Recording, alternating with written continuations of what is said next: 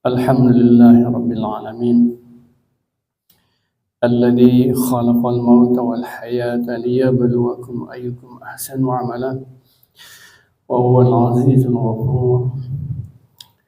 Alhamdulillahi alladhi bi ni'matihi tatimmus shalihat. Ashhadu an la ilaha illallah wahdahu la syarika lah.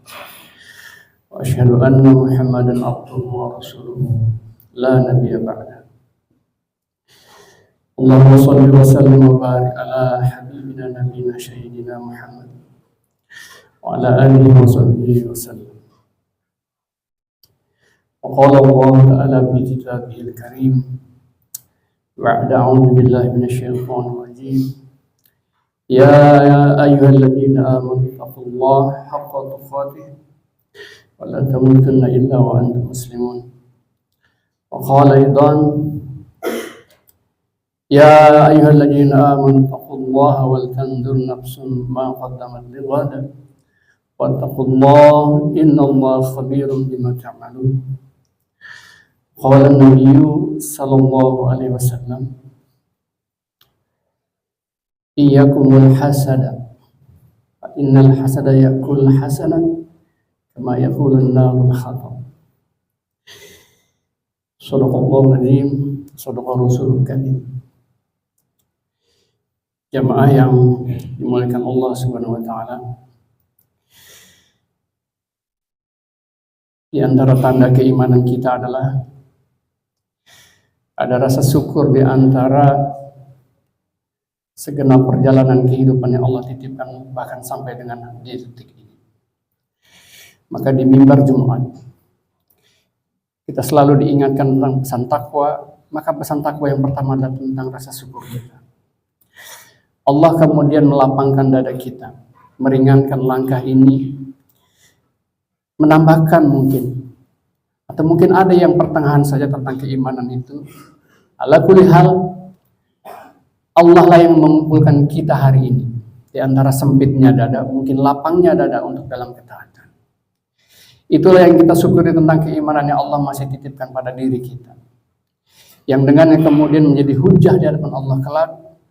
Sekecil apapun amalan itu, itulah yang menjadi penolong kita di hadapan Allah.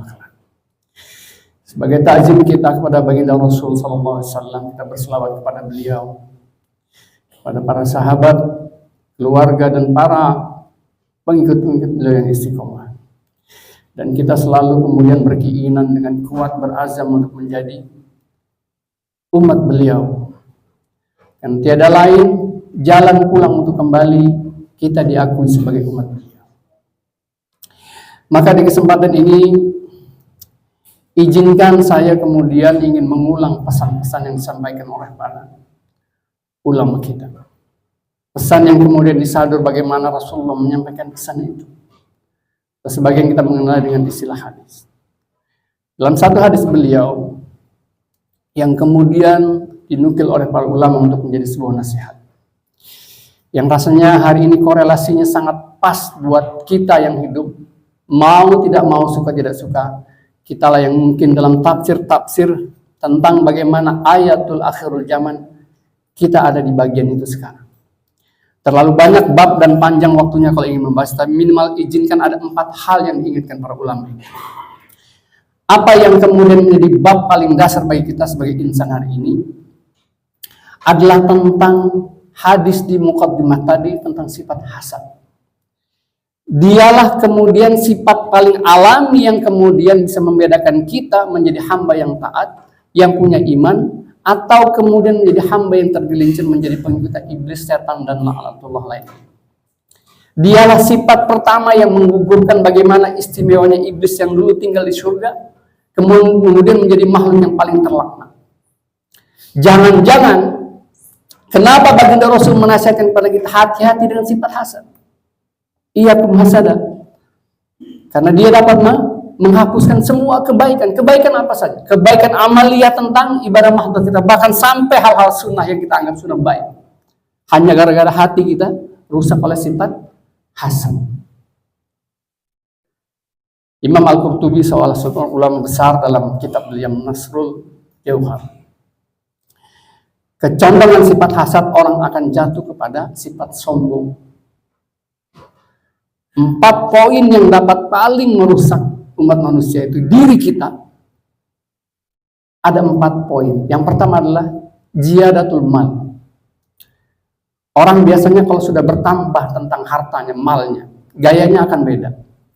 Sebelum bekerja, berharap-harap minta pada Allah diberi pekerjaan. Setelah bekerja dapat gaji, sudah mulai gaya. Pilihan makanan, pilihan pakaian, pilihan apa yang kemudian ingin digenggamnya, pengen handphone yang jauh lebih bermerek. Buat sebagian orang mungkin mengatakan itu biasa saja. Tapi tidak buat orang beriman. Karena dia tahu bagaimana itu Allah titipkan untuk kemudian endingnya untuk apa gitu. Itu yang paling penting. Bukan tidak boleh kita punya harta. Sahabat-sahabat itu kaya, bahkan sampai hari ini ada kekayaannya Allah abadikan seperti Utsman. Hartanya terus berjalan Utsman. Bagi yang pernah kemudian ke Mekah Madinah, ada dulu riwayat, nanti dibaca saja tentang bagaimana Utsman diperintahkan Rasul untuk membeli sumur. Sumur itu sampai hari ini dikonversikan menjadi hotel dan usaha lainnya yang kemudian dikembalikan kepada umat. Jangan-jangan kita lah yang kemudian Allah tambahkan harta sedikit saja, masih bisa terhitung, bukan seperti Qarun yang tidak bisa dihitung kunci-kunci hartanya, belum isinya. Kita mungkin ada yang tabungannya 1 triliun di sini. Itu pun tidak pantas bagi manusia, mungkin pantas dia sombong. Kenapa seperti itu? Ada hasad, merasa diri lebih. Seperti iblis. Ana khairum, dia merasa diri lebih karena ciptaan lebih. Allah ciptakan lebih dari bahan dasar. Apa yang kedua? Ziyadatul mansib. Allah tambahkan kedudukan. Kemarin jadi helper, naik terus jadi leader, supervisor sampai di level puncak. Perhatikan baik-baik gaya kita. Nafsukah atau iman yang kemudian mengenali? Tidak. Islam tidak melarang kita untuk menjadi top pimpinan. Bahkan hari ini kemudian kita akan disibukkan dengan pilkada. Ada pilgub, ada pilwali kota.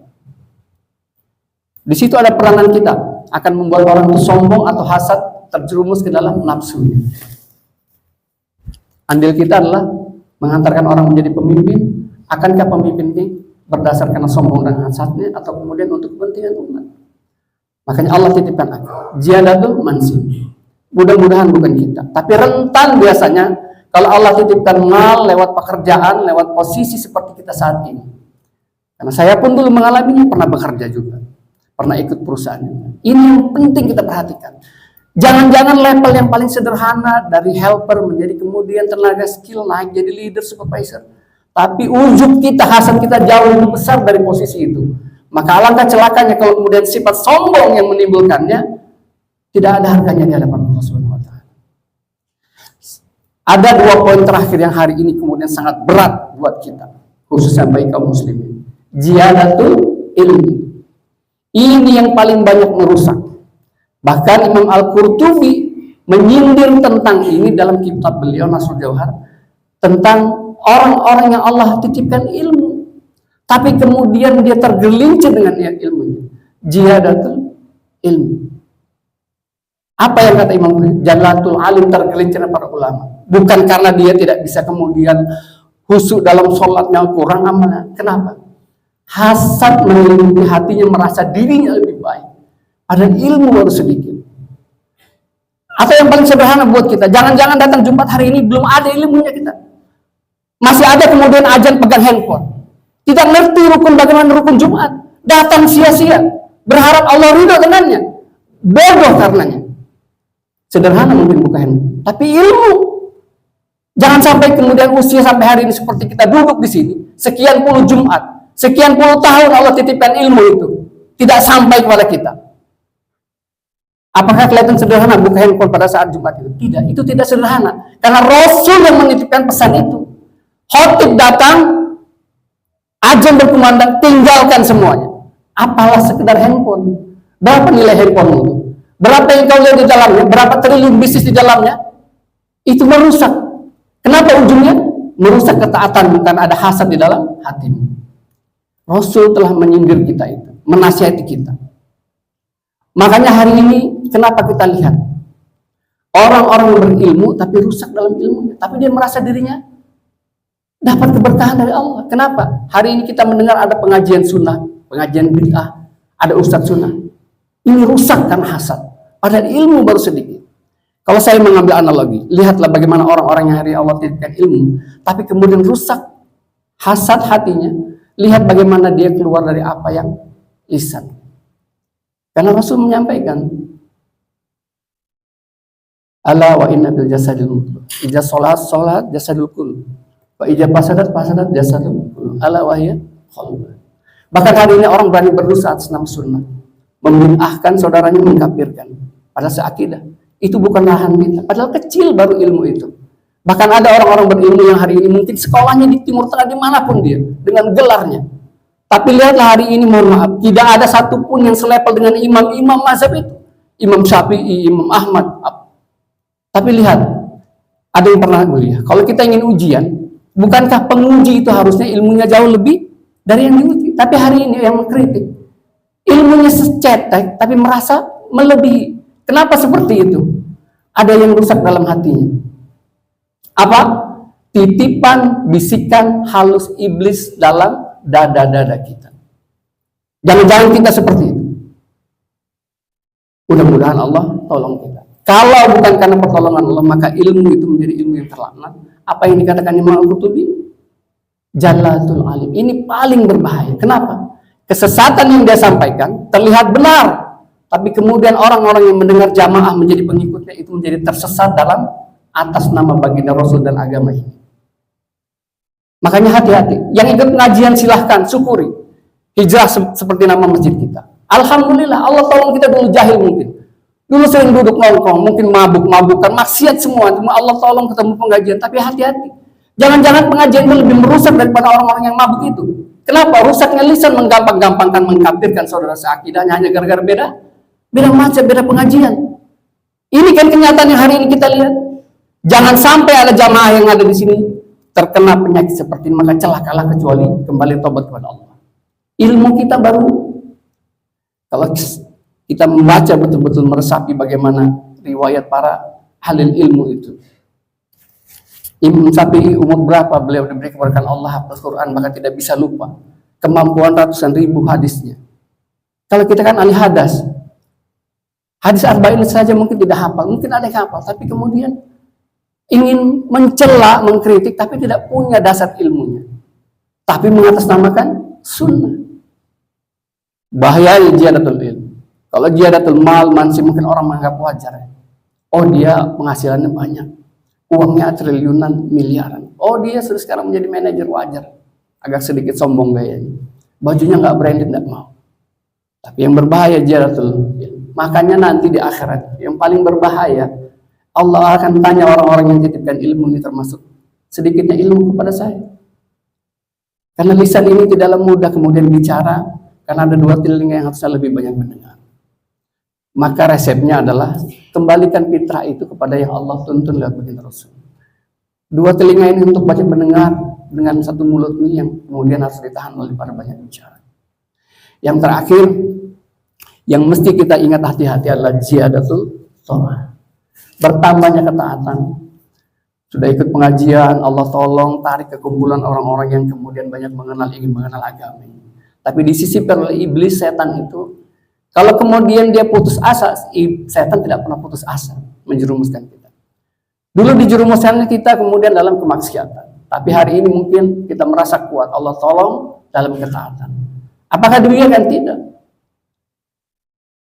Dia mungkin gagal mengajak kita dalam kemaksiatan, tapi kemudian disisipkannya rasa ujub dan sombong itu lewat hasad kita, merasa lebih taat dari orang lain. Renung-renung, coba muhasabah. Ada orang hari ini gara-gara kemudian merasa sholatnya tidak kemudian bersentuhan kakinya saja, kemudian ada rasa sinis di hatinya. Ini tidak sunnah. Ada pernah merasa begitu? Jujur. Yang lain tidak tahu, tapi Allah tahu bagaimana bisikan selembut apapun hati ini. Hati-hati itu hasad yang dititipkan oleh syaitan. Itu gara-gara ilmu yang salah tadi. Merasa berilmu, merasa hati. Kalau ada merasa saja, cepat-cepat minta pada Allah dengan bagaimana diajarkan kepada baginda Rasul dan turun kepada kita. Apa diajarkan?